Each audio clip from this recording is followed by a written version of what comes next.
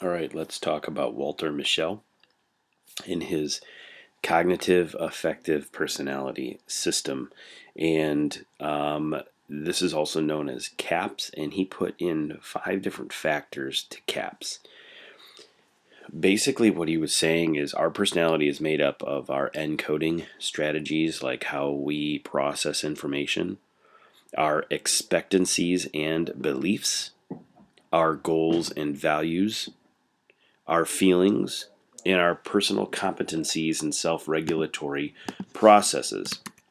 And so he would say that within this, all of those things that I have listed there, so I correct that, sorry, all have to do with our behavioral signatures. It's a consistent way we respond in similar situations that characterize our personality. So what he's saying is your personality is made up of how you process information, your expectancies, like what you think will happen based on perhaps what has happened before, your beliefs, like I believe this is right, I believe this is wrong. It could be our goals. Do you want to be a high achiever or a low achiever? Your values, do you value money? Do you value personality? Personal relationships? Your work ethic, your feelings, your emotions, anger, fear, happiness. And then your personal competencies, meaning how well do you feel like you can actually accomplish things, or do you not feel like you can accomplish things? And then self-regulatory processes, meaning how you regulate what you do. And so he would put these 5 factors into how your personality is molded. He would base it on these 5 things. I actually like this. I think that it does a pretty good job of explaining people's personalities because it does dip into a little bit of their history and their own personality itself. Now, all of these guys, if you go back up here, were social cognitive. And again, a lot of social cognitive theory, personality psychologists would really focus on your characteristics and then your interactions with others and how you process information. Let's move on to the biological view, the biological theory of personality. They investigate how genetic and physiological factors, meaning like your genetic makeup, your physical makeup, like your blood pressure, it could be your DNA, that type of stuff, contribute to differences in personality through the use of temperament and twin studies. Now, temperament is biologically influenced activity level, behaviors, and emotional responses, typically demonstrated by individuals that is part of their personality. A lot of times you will hear about a baby's temperament. When you hear about a baby's temperament, we're not saying necessarily an easy baby or a difficult baby, although that can play a factor into a temperament. But temperament, think of it like this. If you do some research, you'll see that temperament itself would basically be who you are, and your temperament is something that a lot of times is formed as an infant and it doesn't really change too much. It simply just kind of develops over time, and it tends to remain consistent and serves as a means to help you determine how you will react to situations. And what it can do is it can really deal with your, I guess, your personality, but also a little bit more about how you react to situations, how you react to difficulties. There are really 4 types of temperament. I'm not going to make you know these, and I don't think your AP exam will either. But you have what we call sanguine, phlegmatic. You also have melancholy, and you also have choleric. Now, I'm not going to go into all of those, and I said that slowly so that you guys could write those down if you wanted to do some more research. But what they do is they kind of give you the temperament. Now, these temperament things are usually done through longitudinal studies. If you guys remember what that is, it's basically looking at someone all the way down the line, 5, 10, 15, 20, whatever. And that way you can measure that stuff. And temperament generally remains relatively stable as a person ages, meaning a lot of times if you have meltdowns as a kid, you might have meltdowns in an adult type way or a teenage type way as you get older. One of the other ways that biological theories of personality are kind of formed and how they figure stuff out is based on twin studies. Monozygotic twins means they share the same genes, meaning they look exactly alike. Fraternal twins only share 50% of the same genes, so they're a little bit different.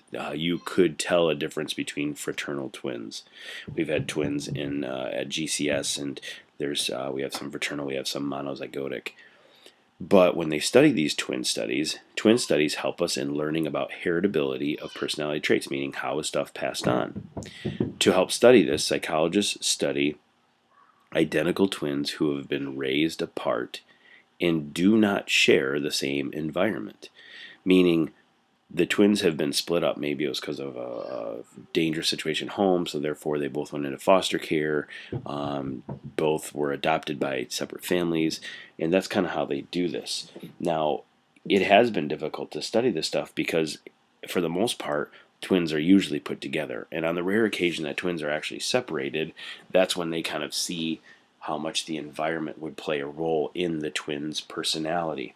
And so, as they've done these, one of the famous twin studies was called the Minnesota Twin Family Study. And it concluded that heritability, meaning what's passed on, estimates for most personality traits and about 50% for both identical twins raised together as well as for identical twins raised apart. You have to understand that it appears that heredity may provide a capacity for a wide range of behavior that is also impacted by your environment. So what they're saying is that your environment really does have a lot to do with your personality. And it would also say that your parents' personality has a lot to do with your personality. So they would say it measures almost 50% of both things. Personality types, you have type A, we've talked about this. These are individuals who are in a rush and respond to increased stress by working more, competing harder, or respond with aggression. Type B individual is one who is more relaxed, one who is more patient, one that does not really have, they just don't really get upset real easily. They just kind of are kind of like water off a duck's back, which, by the way, if you ever get a chance to actually see water off a duck's back, it really does flow very smoothly. It's kind of crazy. Anyway, but they're just more relaxed. Hans Eysenck, he focused on introversion and extroversion. The idea introversion is being more reserved and quieter, extroversion being more active and expressive in their personality. Extroverts like to be around people, they like to talk to people, they like to hang out, and that type of thing. So, all right, let's move on to trait theory. Again, this is all about personality, and let's talk about trait theory. Traits are patterns of enduring and stable characteristics that influence a person to act in a consistent way. And trait theories of personality look for consistencies in behavior. So we would oftentimes call this character traits. And this is kind of what things are about people. And traits are usually measured by using self-reports. So you would take like a questionnaire and like they ask, okay, if someone's in need, what would you fill out? Well, I am willing to help someone in need. I'd rather somebody else help somebody in need. And so they would give you a whole bunch of those self-reports. And we've talked about self-reports before. That's the very beginning of the year. And remember, some of the weaknesses of self-reports is you might make yourself try to look better just because you're talking with someone else. And so anyway, nomothetic studies involve the use of large number of participants in order to generate basic principles of behavior that can be applied to all individuals. And so what we're saying is, if you are trying to study a group like this, you would have to have a large number of people there. And what you would do is you'd be able to apply those principles to all of that group, which is a very difficult thing. And so you also have idiographic studies. This is the selection of research methods that will reveal specific traits that explain how a particular individual is unique. It usually takes the form of a case study or clinical interviews involving more descriptive analysis of individuals. And so what we're saying here is that when you are learning about people and you learn how people act, what you would do is you could either use large number of participants and you could apply it to a whole big group like nomothetic, or you could do a focus on the individual. An easy way that you could actually remember this is idiographic and individual. That might help you. And nomothetic, meaning numbers, I would just say large numbers. That might help you differentiate between the two. When we get to this next thing in just a little bit, maybe actually tomorrow, we'll talk about the Big Five. The Big Five was actually done. Personality traits were discovered from nomothetic studies, and so we'll talk about how that's done. Let's move on to Gordon Allport. He preferred using ideographic studies, and an individual's personality is determined by their conscious motivations and intentions. Like, what are they motivated by? What are they driven? What are their intentions of any situation? And he went through the dictionary. Can you imagine doing this? He went through the dictionary and identifying any word that described a human characteristic. That the result was over 18,000 words. He spent time going through 18,000 words and identifying certain words that would describe a person. You might be like, what do you mean? Like joyful, happy, angry, intense. Those words, and he came up with those. And through this, he said he came up with common traits. And what he did is he differentiated between common traits and individual traits. Common traits are universal to all people within a culture. And so a common trait would be like Americans. We would say Americans, you guys might not agree with this, but that just kind of proves my point. But Americans are widely considered arrogant. And therefore, a common trait to America would be an arrogance about them. Another a trait about them would be generally other countries find us very loud or braggadocious, very nationalistic. And so those are common traits to people within a culture. Individual traits are traits unique to individuals, and these are called personal dispositions.